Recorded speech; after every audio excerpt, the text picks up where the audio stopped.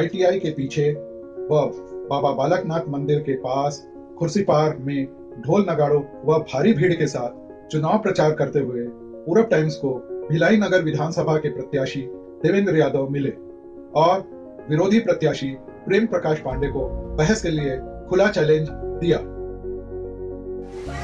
मैं तो सम्माननीय बाबा को कहना चाहूँगा, अफवाह वाले बाबा, उनका नाम भिलाई की जनता ने रख दिया है कि वो जिस मंच पे भी चाहें विकास कार्यों को लेकर और उनके कार्यकाल या उनके पूर्व के कार्य और हमारे कामों के समीक्षा को लेकर एक बैठक बुला सकते हैं। उसमें वो और मैं दोनों सामने बैठ जाएंगे, मीडिया के सामने बैठ जाएंगे और इसमें सभी सवालों के जवाब उनके मैं भी दे दूंगा और मेरे भी सवालों के जवाब वो देने के लिए तैयार रहें।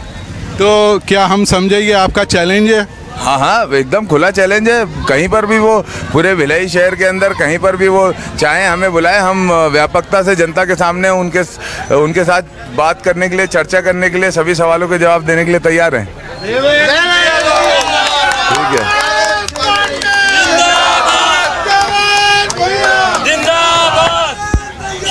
कांग्रेस ने बहुत लोक लुभावन घोषणा पत्र जारी किया है, तो आपको क्या लगता है कि कांग्रेस वो घोषणा पत्र को पूरा कर पाएगा?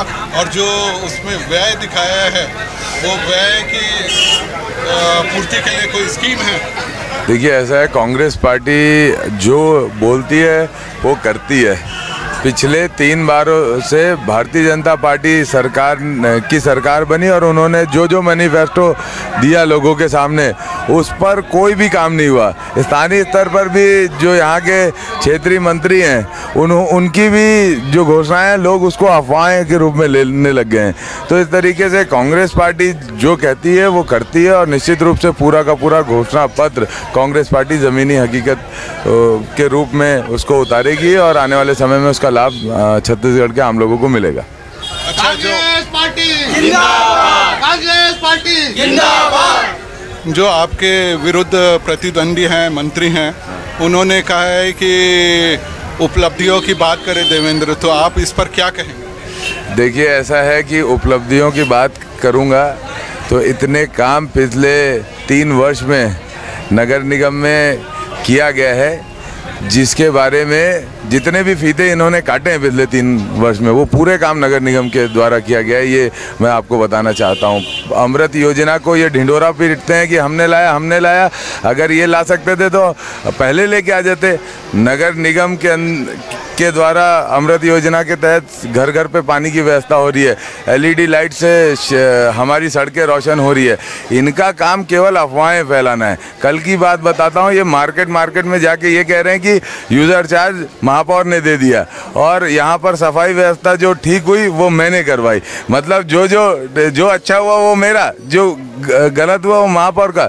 यूज़र चार्ज पूरे छत्तीसगढ़ के अंदर भारतीय जनता पार्टी ने बढ़ाया, प्रॉपर्टी टैक्स पूरे प्रदेश के अंदर भारतीय जनता पार्टी ने बढ़ाया। और मैं ये अफवाह वाले बाबा को कहना चाहता हूँ कि इस तरीके की कोरी अफवाहों से अब शहर समझ चुका है और पिछले 28 साल से वो आपकी अफवाहों को झेल रहा है। अब शहर पिछले 28 साल का जवाब मांग रहा है। शहर पूछ रहा है कि पिछले 28 साल में आपने स्थानीय कुर्सी पार के लिए, छावनी के लिए और भिलाई शहर टाउनशिप के लोगों के लिए क्या किया, युवाओं के लिए क्या किया? क्यों आप बार बार पट्टा, लीज, रजिस्ट्री के नाम पे अफवाह फैलाते हो और इसके बाद चुनाव के बाद उसको भूल जाते हो?